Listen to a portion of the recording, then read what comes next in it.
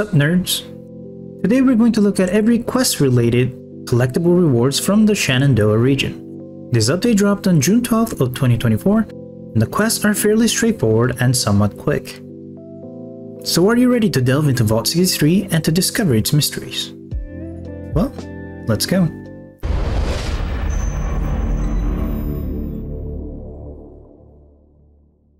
By finishing the first main quest, Unlikely Invitation, by getting to the Vault 63, we will get the Pip-Boy 2000 Burnt Paint.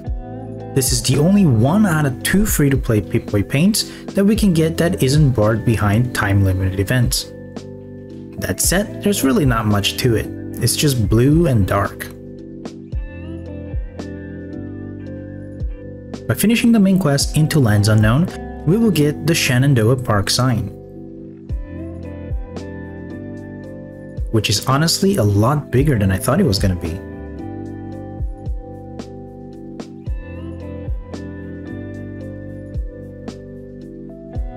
By finishing the main quest The Calm Before, at the Dark Hollow Manor, we will get the Lost Burnt Vault Jumpsuit. Which, I mean, it looks just like our default vault suit, but ripped and burnt with the number 63 on the back. Not really something I would wear, but I guess it is just a collectible outfit to have. By finishing the main quest Housekeeping for Hire by helping out Oberlin, we get the Vault 63 Shock Baton. This is an interesting one-handed melee weapon with somewhat decent legendary effects.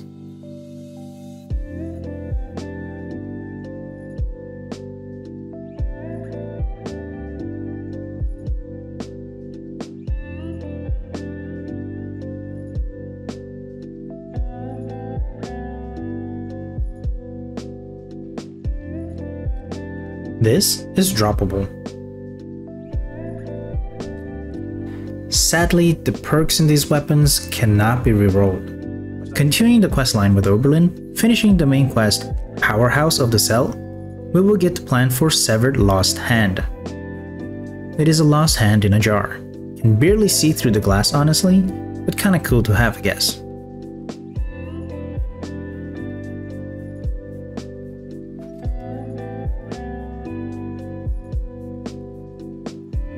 Now, on the last quest for Oberlin, finishing Double Cross Wires will get us the unique handmade called Shattered Grounds.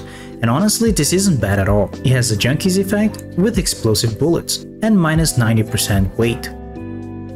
It can definitely be used as a main weapon until you get that god roll you've been searching for, or even serve as a secondary weapon since it doesn't weigh that much. As you can see, I have enough additions to get the maximum bonus because I used to run a Junkies build before I went bloodied.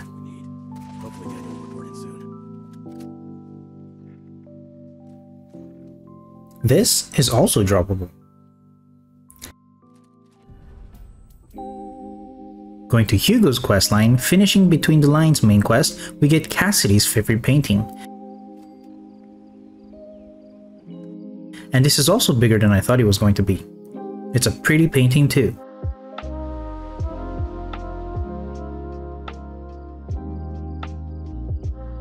Finishing the main quest, Seeking Shelter, which was probably one of my favorite quests just because I love Kevin, we get the unique railway rifle called the Ticket to Revenge. Which, as cool as it looks, many people are angry at its Furious perk because it used to be a bloodied perk in the test servers, but was nerfed to Furious when added here. It definitely went from an A-tier weapon to most likely a script fodder. That said, it does have a hidden perk for double capacity in ammo.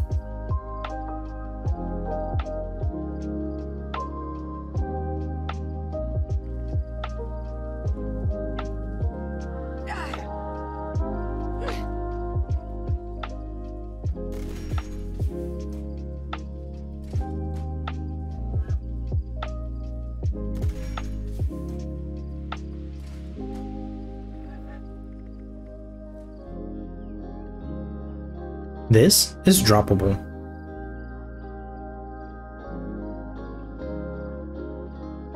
Like I mentioned before, the legendary perks in these weapons cannot be rerolled. Now from finishing Oldest Trick in the Book main quest, which Story-wise was probably one of the cooler quests in this update. We get the plans for both the mask and the outfit of the Cultist Monarch. And wow, may I just say this is probably the best looking free-to-play outfit that we have ever gotten until now. Fantastic. Look at the baby Mothman on there. He has all the weird sigils that we used to see on the Cultist weapons. It is so freaking cool. This is probably my new favorite drip.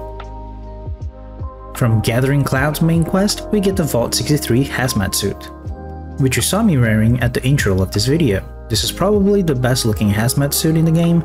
The visor is see-through, which is something I didn't think would be so awesome. There's so many visors in the game that are simply just white or gray that you cannot see through. And though I never minded those, they look terrible by comparison with this one.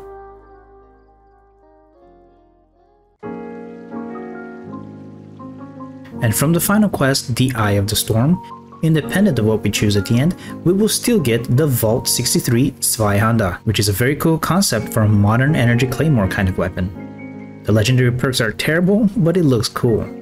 By the way, the name literally says two-handed in German. Zwei is two, and Hander, you can probably guess. The blade heats up when you attack, but kinda weird that one hand holds up there behind the blade instead of the handle down there like a true two-handed sword. The character model holds up there, I assume because the character animation for two-handed weapons is the same for every single one, since every two-handed weapon so far had long handles, like sledgehammers and spears. So I guess it is understandable, though it would have been very awesome if the character model held this one like a real two-handed sword. Anyway, that's it from me, nerds. Every main quest related collectible rewards added in the June 12th update. There are loads more stuff added in this update that are not quest related, but of course, I couldn't get those yet to show you. But we will get there eventually. So, stay tuned and leave a like if this video has helped you in any way, subscribe to see more collection videos like this, and of course, always nerd on.